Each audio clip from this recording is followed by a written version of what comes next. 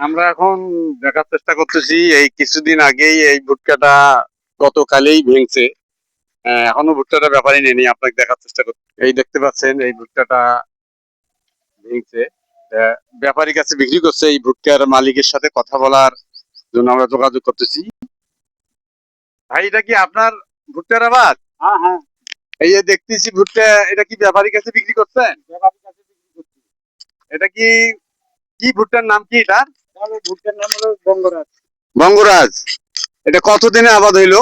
4 মাসে হলো। 4 মাসে। আজ কত করে মন বিক্রি করলেন বললেন? 850 টাকা।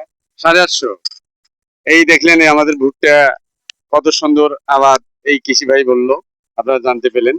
আর এক চাচার সাথে কথা বলার জন্য যোগাযোগ। চাচা, আসসালাম আলাইকুম। ওয়ালাইকুম আসসালাম। এই ভুট্টার আবাদ কি আপনিও করছেন? হ্যাঁ, আমি করছি।